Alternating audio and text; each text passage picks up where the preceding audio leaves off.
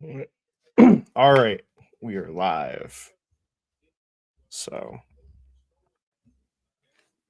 wait, one. Oh, okay. Late night, but we got one person. Oh, more. Yeah.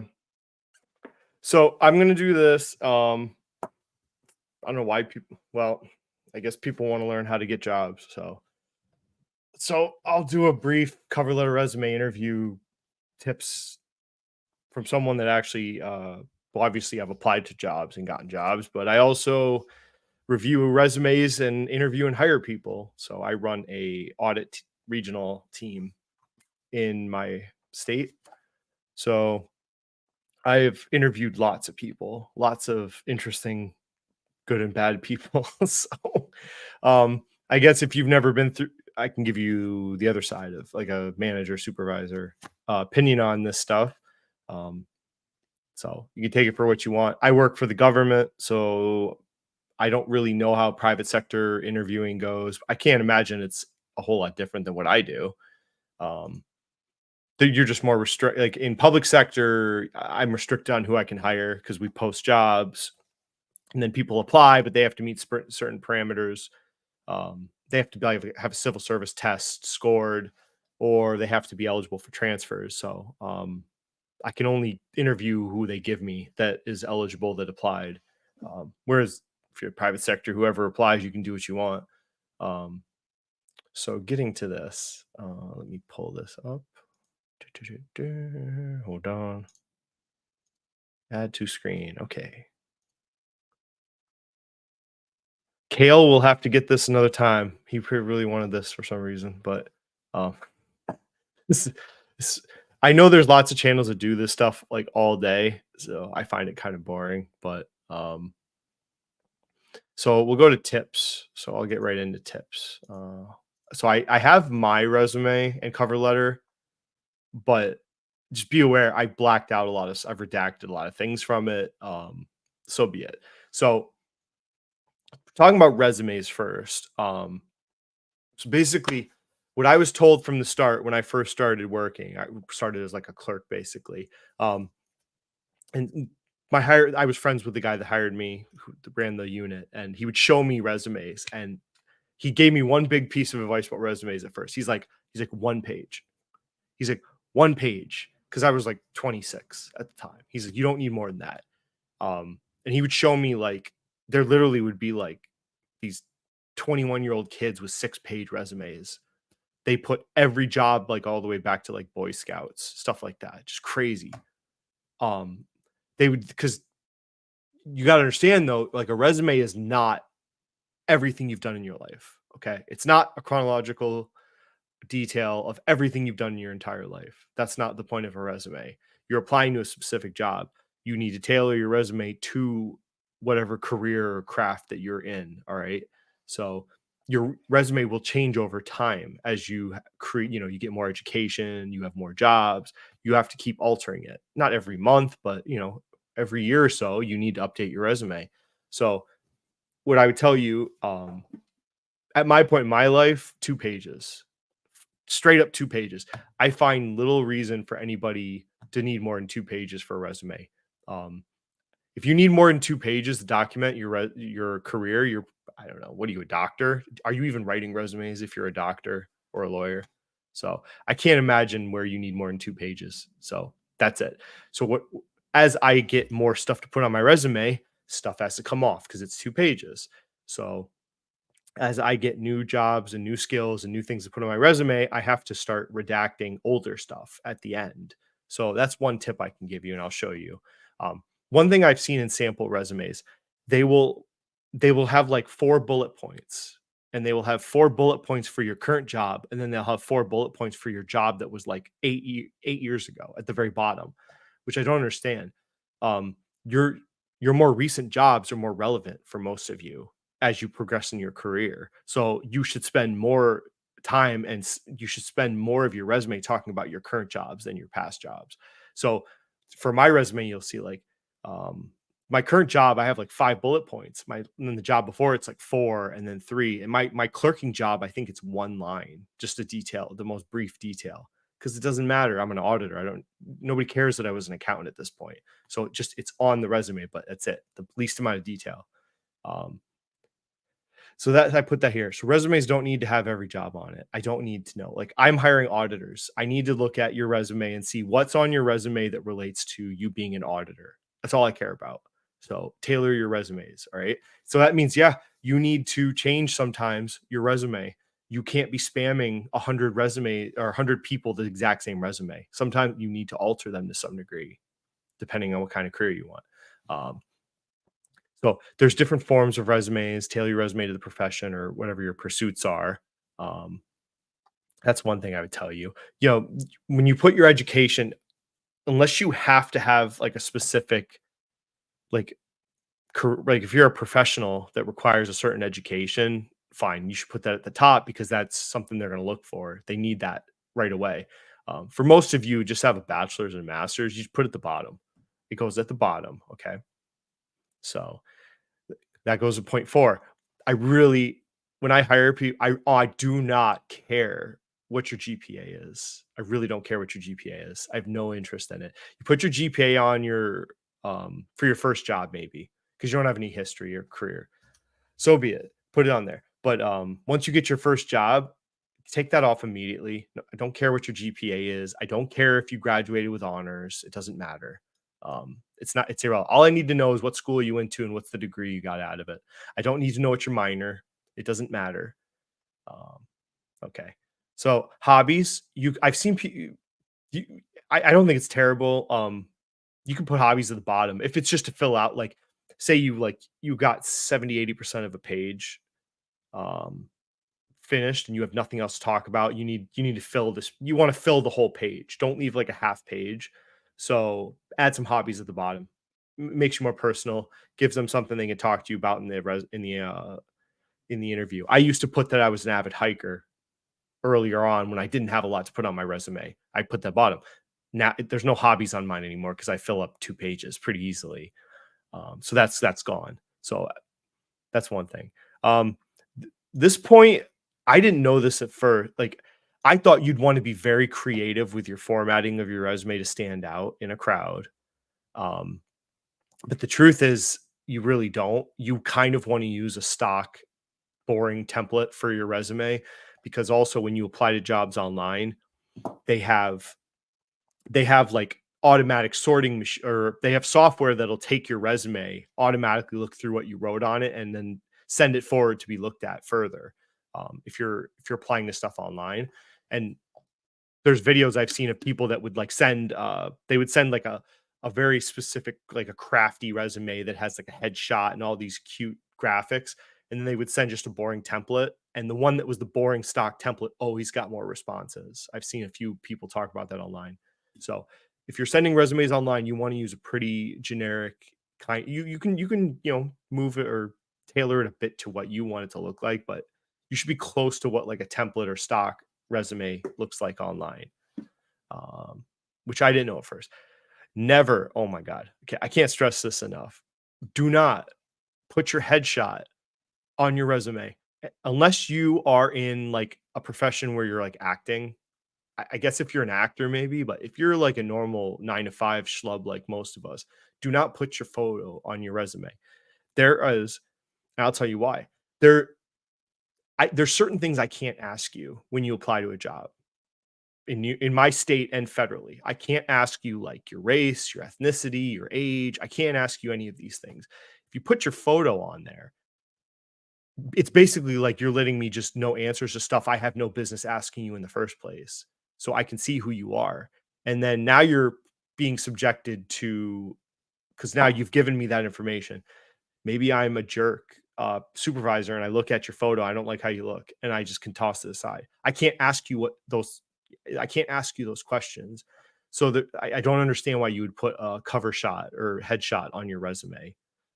You're going to tell me there's a reason why out there. I'm sure maybe like a sales job or something acting related, specific reason you have to find. But for the vast majority of you, never put your headshot on your resume. And also with the scanning software that goes along with that, I think it affects. I saw people said online it affects when you submit to online portals. You won't get good response rates because maybe the system doesn't know how to scan for the language it's looking for when you put a picture in there. Um, so, like I said, also last tip: more detail to your current jobs, less to your old jobs. Okay, I have a face for radio. Good God, this is so boring, but I guess people care. I mean, I know you guys have to interview. I guess you could ask me a question. As we can get to the part about interviewing now. So now I didn't put tips for cover letter. So this is my cover letter. I'm not the best person at cover letters. I've only had to do them for the last few years. Before that, it was just resumes for the government. So for my use, cover letters, there's no specific format. I can't stress this enough. You've got to figure out how to do this. It's hard. It's going to take you time to figure out what you need to do for a cover letter based on what career you're going for. But for me, the cover letters, they literally tell you what you need to put in your cover letter, to some degree in the postings for the jobs that I apply for in the government. So they specifically state I need to say who I am, so basically just think about it. Why are you sending them your resume? That's first, like that's what the cover letter is trying to do. Otherwise, it's just a resume. They get the cover letter saying why you're even sending them a resume. What are you trying to do? So you need to right off the bat, don't screw around. The first like two paragraphs need to say, this is my name. This is the job I'm applying for at your organization. If there's some sort of vacancy number, go right into the qualification. I meet the qualifications of the job. This, boom, right off the bat. That's the first like two paragraphs of your cover letter. So think about like maybe they're looking at 50 of these. Like that's the bare essentials. They need to see who you are, what you're applying for, and then why you are eligible for this applying for this job. That's it. So if for me, I have to say I'm a supervising auditor. I'm applying to a supervising accountant job. I'm eligible for transfers based on blah blah blah. I have 24 accounting credits because it's required on the posting. So right there, they can read those two paragraphs. They know they don't have to read the rest of my cover letter. They know what I'm doing. Then the rest of the cover letter, you're just filling out one page, right? So I do like a few paragraphs highlighting based on the job description. I am tailoring it to not 100% tailoring it. I'm tailoring some of the language to the specific job description of whatever I'm applying for. So like there was a job I applied for that talked about one of the requirements of the job was auditing procurement activities, which is a grant writing federal thing. So I added a small paragraph about my knowledge of procurements in grants for this specific job right here. Um, would I need to do that in other jobs? Maybe not. Maybe I would take that out. My one paragraph here talking about my responsibilities at my current job, it's just kind of a more detailed description of what I do now than what's in my resume. A little more meat. And I outlined some of the projects I'd been part of. So I wanted to outline. I didn't really. Your resume is tough to really outline specific things you've done. So I talked about some projects I was part of. I developed a risk management tool, put it in my cover letter, boom, because I had the space. At the bottom, I just laid out that I was in the military. So it's tough though. No one's going to teach you. It's just practice, talking to people and trying to figure out, and then honestly, what works. What do you get responses from when you apply? So cover letters are tough. But like this block here, this is the agency I'm applying to. So it was the name of the person or how best I could figure out. Usually you don't know the person because in the government, you're dealing with the human resource department for that division or whatever. So you don't talk to actually who's hiring you, which is different probably than private sector. So I just put the HR's address here. So then again, they're figuring out why am I sending them my cover letter and resume? I have to accomplish that so they can see I addressed it to them. The vacancy of the job is right there. I go right into why I'm sending it and why I'm eligible for this job. So that's my cover letter. I also I do this is like a JPEG file signature. I put it on my cover letters. I think it's a nice touch to actually put your signature at the bottom of cover letter. I like to. So I also print my name under it. So I this is just a picture, a JPEG. I just cut and pasted in. So you can do that or not. I think it makes it look better because it's a letter and you sign letters in the real world normally. So okay. Resume. Now we talked about the resume I gave tips. So this is my boring format. Okay. So my name's at the top. Here's my all my pertinent date at the top, that big block. That's me. It's my pertinent data. Let me zoom in. Who would have thought I was teaching resume interviews online? This is so boring. um, so again, like here's bullet, I'm using this fancy bullet, the little four-cornered thing. Like again, so you can see I'm spending a significant portion of the first page on my current job. Okay. So I have 5 bullet points about what I'm doing right now. I do an a little, I don't know what you call these. I used to have the word summary here. This is just a little blurb about me before I just the reason I did that, and I know a lot of resumes you see it's your name, your address, and then they're like get right into your job history, which I get it. But like just looking at it aesthetically, I thought I should leave a little bit of space between getting right into my resume and my address. So I wanted to put a little blurb about myself and I had the room. So that's just a brief, like 2, 3 sentences about myself. Like as a person.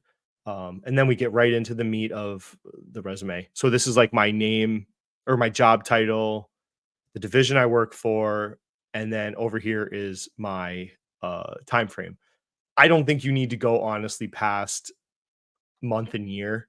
You don't need to put your date. It doesn't matter.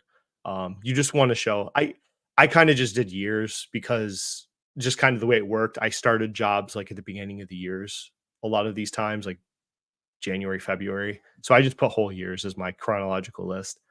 Um, so again, now the next job, which was now I'm trying to get. I have 5 comments still, but I'm less detail in my description. So when I got my new job, I took this used to be more descriptive, and now I've simplified it a little bit, so it's less detailed than my current job.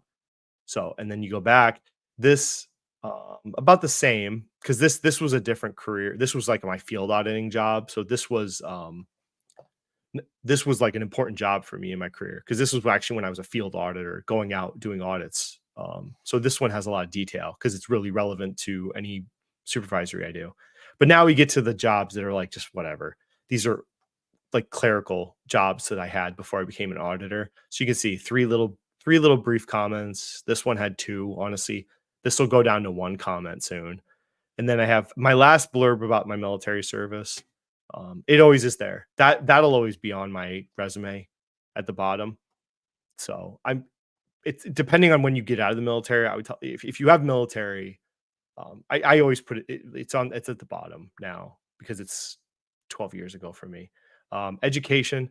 Here's my education. Literally, I like that's all I put. My degree, what it is, and the school. Boom. And then I put instead of a bullet, I did this little graduation hat. I thought it was kind of funny. That's a resume, and I get plenty of calls. Um, so it seems fine to me. It works. So there's that. Um, let's see. I thought the normal is 1 page. For the vast majority of people that I talk to, yeah, 1 page, honestly. Most of you don't have enough to put on 2 pages. When you get to the first 10 years, like in general, from 20 to 30, you should have 1 page. You don't have enough to put 2. Then you get like in your 30s, now all of a sudden you have supervisory, maybe you go back to school for continuing ed. Now you can push to 2 pages, but I will never push to 3. This is it. I'm 2-page resume. Um, if I have more stuff that if I get this if I get a promotion, it's still going to be 2 pages. I'm going to just start cutting stuff out of what I have on there now to make room for my new job. So it's 2 pages going forward. Um, so I don't think I could fit everything. 1 page would be difficult for me, but I'm much older than most of you. So um okay, interview tips. Again, I don't know what you're who I don't know if you're gonna interview with HR. I don't know if you're gonna interview with the actual people that are hiring you. So, here's some stuff I've noticed. I've interviewed, like, 30 people. Freaking some of it's been a mess.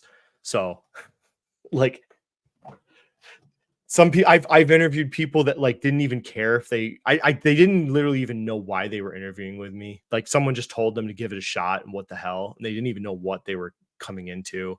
I've had people interview that literally just wanted to come in at 3:30 on a Friday so that they could do a 30-minute interview and then go home an hour early. So I've had so much crap like that.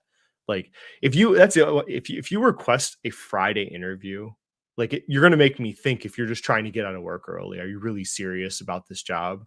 So that's the weird one, because we never offer Friday interviews. We always try and do like Tuesday, Wednesday, Thursday. So if you want to do Friday, that's weird to me. Like, why? You just want to go home early, I think. Um, so one thing I tell you, I don't expect perfection. I expect a person. Like, when I used to interview when I started, I was so obsessed with memorizing facts, having note cards, and thinking I can't F up anything. Otherwise they're gonna throw me out the door. Like, you have to be this perfect automaton. Then I realized after, like, after I got my first state job, like, the next 3 I didn't get, and I'm like, "What am I doing wrong with interviewing?" And then I realized, I'm like, that's how I was overthinking it. I was prepping, like, 'cause I'm very attentive to detail, and it would bug me if I screwed up something in the interview, and I think it would throw me off, and they probably saw it. And then I just realized, I'm like, they just wanna hire a person to work with, to talk to every day that can do the job. Like, most people, they're just probably thinking, like, do I want to work with you every day? And especially if the person interviewing you is going to train you, they're thinking, do I want to train this person and work with them and talk to them every day at the friggin' water cooler? So just be a person, right? Just be yourself. You could crack a joke at an interview. Like, don't be Mr. Jokey joke, but you could give an answer and then have a nice joke, or say something a little funny. Just be a person. Like, I'm hiring a person, not a robot. I don't expect that. Um, Now, this is one part. When I interview people, we have set questions because we have to assess everyone the exact same because it's civil service. So I have to ask you the exact same questions as the other person, so that there's no question of, like, favoritism of any sort. So one guy can't say, well, you only asked me 10 questions and this guy got 20. That's not fair. So we ask the exact same questions to everyone. Um, so we specifically will say, I want detail. There's some questions we don't really want a lot of detail. But you got to be attentive to the questions. So some questions we kind of expect just a brief answer, because 20 questions, some of them we can't get detailed into everyone. So if you can't understand the nuance of a question where I just want a brief answer, and you just go off for like 5 minutes, I have to cut you off. Like, that's weird. Like, that's not good. But again, when we interview, I will tell you when I want a detailed answer, because we've had people that can't figure that out. So I will say in the question, I'll literally say, "Can you provide a specific or detailed explanation of whatever?" And then I stop. We've had people, like, and then they just say, "Oh yeah, I've done that before." Because we're like, "Can you give us a specific example where you've dealt with adversity while in a audit situation or something?" And they'll be like, "Oh yeah, it's happened. It's tough." And it's like, I told you detail. That's a big red flag with us. Um, so like I said, listen to the questions. All right. Don't go on diatribes. Just get to the point of whatever they're asking you. Stick on topic. Um, but like I said, you don't have to be perfect. So I just want a good answer. It doesn't have to be a perfect answer. Um, I'm thinking the whole time I'm interviewing you, if I want to work with you every day. That's really it. I know I can train people to do the job. I'm not really that worried about it. I just want to know if I want to work with you every day. And I don't know how good an auditor you are.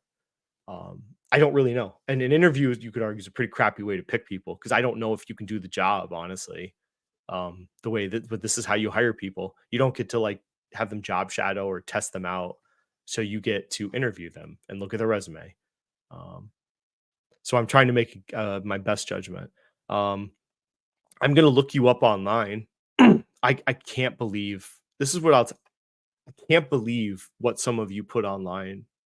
I can't believe it. That's all I'll say. because I don't have time. I mean, I don't have like extra private eyes, or I don't have a private investigator or anything. I just Google your name.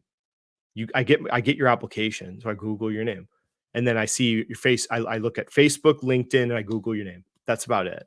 Um, so I've seen people, man, with some crazy. Like I know you're a person, right? You have a social life, but like be very careful with the one point I'll make. I don't care if you're holding a drink in photos, like oh Kale showed up.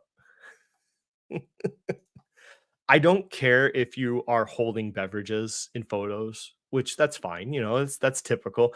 But if you got photos of you like drinking actually, whether you have an alcoholic beverage and you're drinking it, I don't think you should not have that stuff online. It doesn't look good. All right. Cause I can't tell, it's normal to hold a drink and you're at a family event or you're at a bar. But if I'm looking at photos on your Facebook and you're like chugging, I don't know if you're chugging the beer or not. It just doesn't look good. So be careful what you put, be careful what people around you take photos of and post. I've asked people not to post photos without take a snapshot of me like drinking a beer, but can you not post that? Um, so just be aware of that stuff. Same thing if you're smoking, if you smoke cigarettes or a vape, be careful about those optics.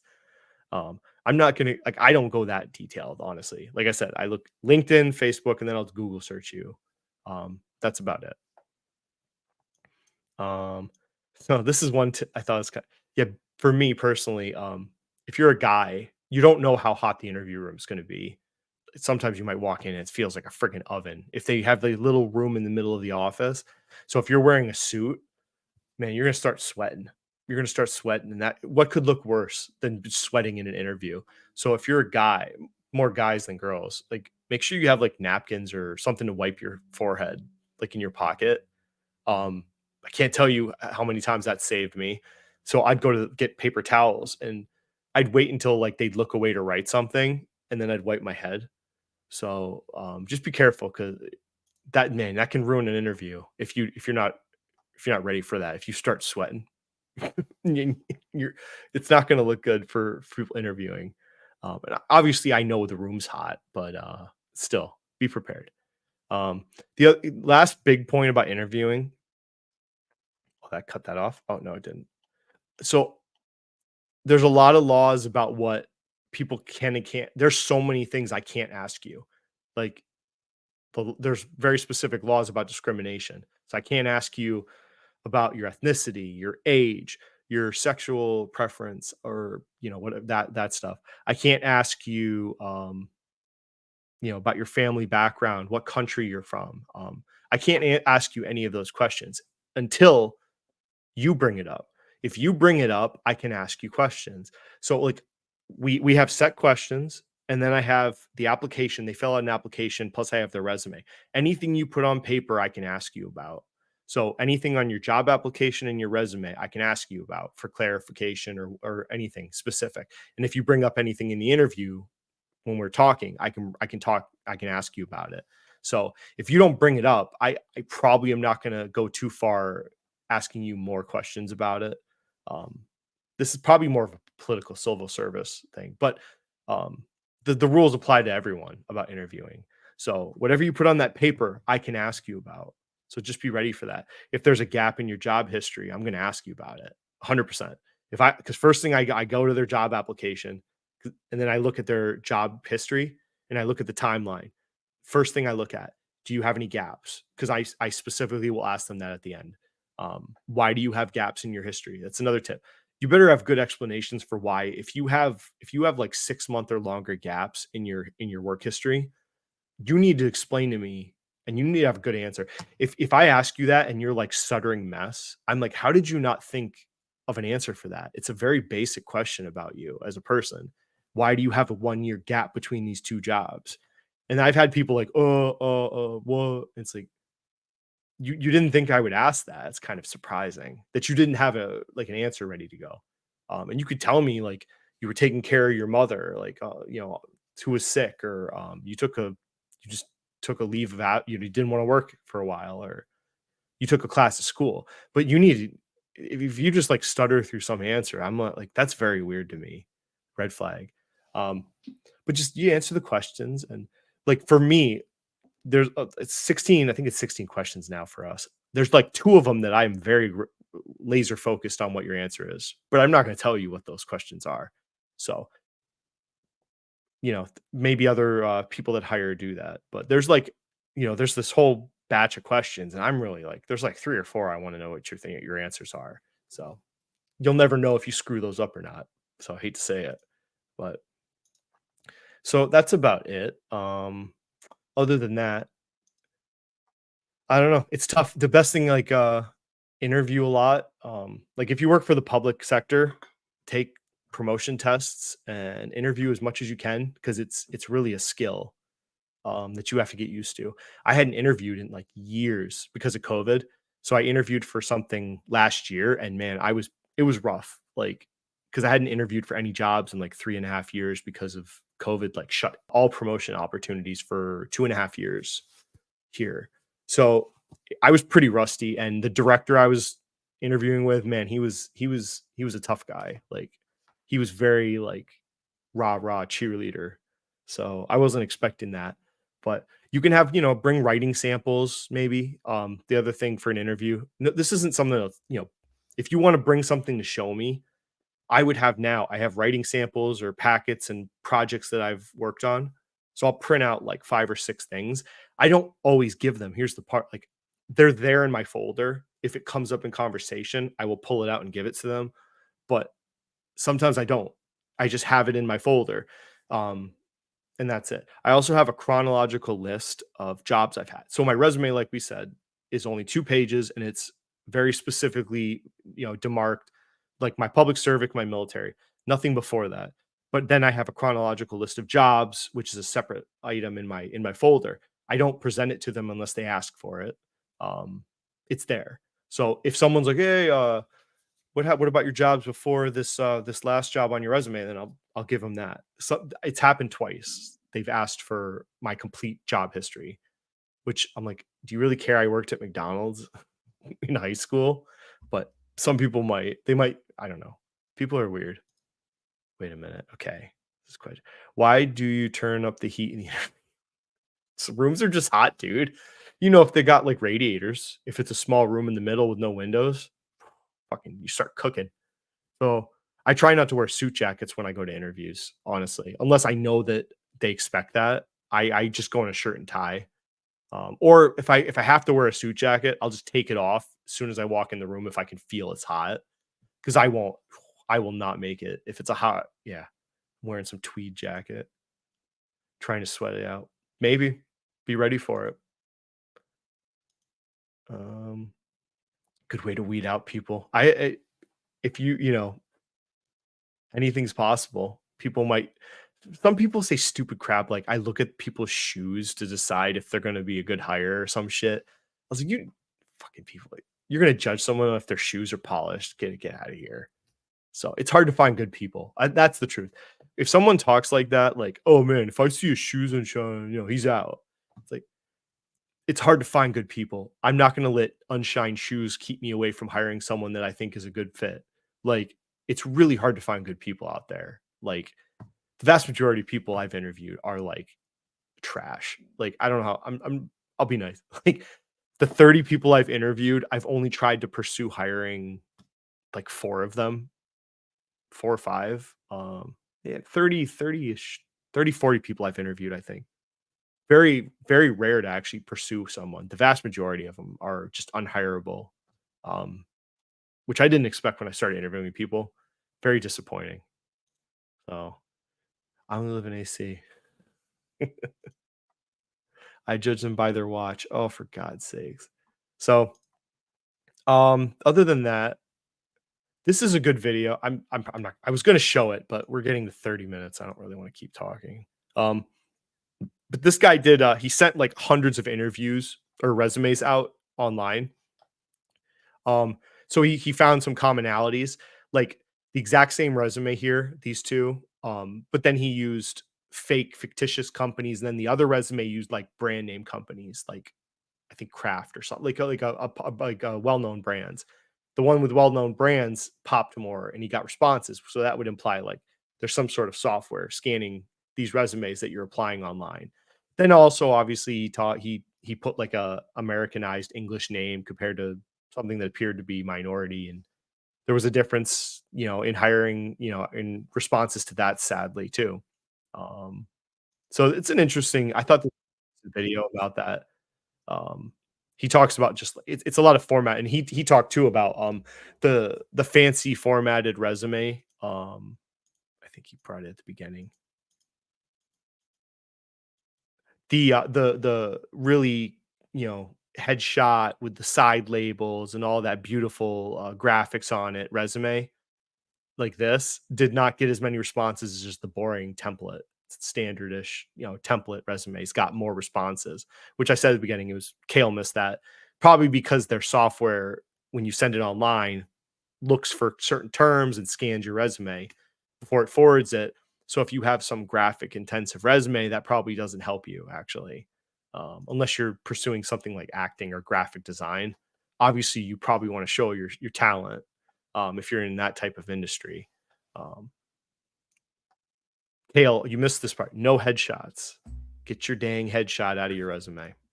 And I know for you, you definitely are not in the arts. So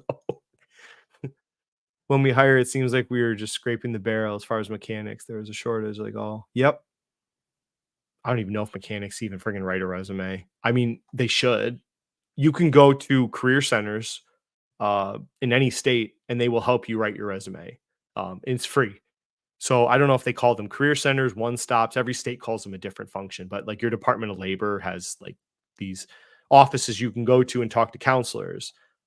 You can do that even if you're not unemployed. You can go in there, and if they have the fund, there is funding for anybody to just walk in the front door to help. They can help you write your resume. So that's a tool for you out there. All right. You don't need to pay somebody to write your resume. And honestly, they're not going to know what you're pursuing anyways. I did that once. I had someone write my resume one time, and it sucked because they had no idea who I was or what type of job I was pursuing. She didn't know I was like a public sector accountant slash auditor pursuing management jobs. Like I couldn't even use it. So I thought it was a waste of money. So I wouldn't do that. Should I fake my first name to be American? So this is what I've noticed. So I work with, um, I'm in New York, so I work with some of the regional people are from the city. The people in the city, like they do take an Americanized name in the office or for whatever reason. I don't know. Like one of the other supervisors I talked to is he took the name Simon. I'm not sure where I think he's from Southeast Asia. And then there was another woman from I think Korea who took the name Kelly or Kimmy.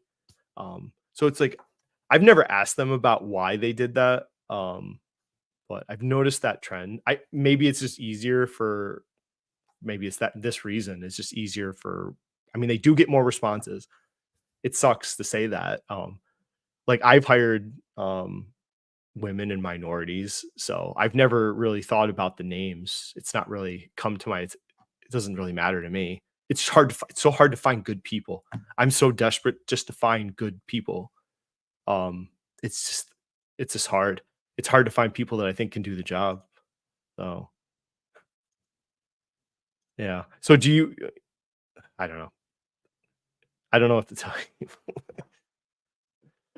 They don't call it fake name. I don't know what they call it, but it's just it's like they just go by I think they call it's more like their nickname or just it's just what they go by. It's just easier for them. Um, I don't know. No. Yeah, so he goes through in this and he talks about just like this, yeah, just a stock looking resume gets good responses compared to something fancy. And he's they said like this guy, this video. So he wants you to create cover letters where you find whoever is going to hire you and you put their specific name. Like you go on LinkedIn and like cyber stalking the company looking for people working there. That's that's kind of weird. I don't know. Like I just put dear employer or prospective employer or maybe my best guess of who to address it to, but he's like get as specific as you can. Um And then he kind of is covering like I think he covers here for cover letters. Yeah, grammar. Look, if you suck at grammar and spelling, you can download Grammarly for free. Grammarly used to cost money, it's free now. You can have other people look at your work. So there's really no excuse for having a poorly written cover letter or resume at this point. Like I don't say I would throw it out. I'm not going to throw it out because you used the wrong version of 2 or there, but it looks pretty crappy. And honestly, I'm sure some of the software online, if it detects grammatical errors, it probably rejects or puts your resume at the bottom of the pile automatically as just a sorting feature. So you really, yeah, find someone in your family that's a teacher or something, or go to one of these career centers and they can help you with this stuff. Grammarly, you can download it and it's an app for Outlook and for Microsoft Word. So it's like an enhanced version of a spell check that does grammar because the spell check in Word is not the best. It misses grammatical and syntax, whereas Grammarly won't miss those. But you still probably need someone to help you. Um, so what else does he say? Kale, you can listen to my spiel on cover letters. It was at the beginning. I don't want to say it again. Um, yeah, so this is a pretty good video. Jeff Sue, why cover letters get rejected, 5 mistakes.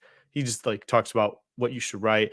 I don't agree with him using Chat GPT because the whole point of this was the part I kind of got bugged about. The whole point of the cover letter is to be telling them who you are, why you're applying, and talk a little bit about why you're a good fit for this position. I seriously doubt Chat GPT or a professional resume writer is going to be able to write that better than you because you're actually the person that experienced it. Like you're the best person to write your cover letter. So like as much as you might struggle with writing and hate to write, you got to do this part. How bad do you want the job? So I don't agree with this Chat GPT crap on your cover letter. Um, I don't think I'd imagine it probably stands out pretty well actually. Like if you read enough of these, you get a sense of how they're written. It would probably stand out if you had just, artificial intelligence writing your cover letter. And then what's the point? Why would you even do that?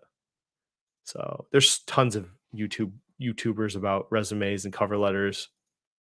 Just stick to the basics. So Fuhat needs all the freaking help he can get. Seriously. So, oh, um, but Fuhat is every stream except one. I just realized. Yeah. So that's really it. Yeah, 40 minutes. I don't think I'll ever talk about this again, but that's about all I have to say about it. So good luck out there. So you'll be fine. Just it's just a skill you have to practice interviewing. Um, it just takes work to be able to, you got to prepare, think about what you want to talk about. You could have notes for questions you think they might ask you. There's a lot of prep you can do. So don't think you just have to go in and just do like there's some preparation on your part. Nobody's going to tell you you have to. Um, but it's a performance event. When you interview, you've got to perform, right? And this is how I have to decide if I want to hire you. So do your best. All right. So with that said, thanks for watching. And next time we will do something investment related, not this. So, all right. Talk to you later.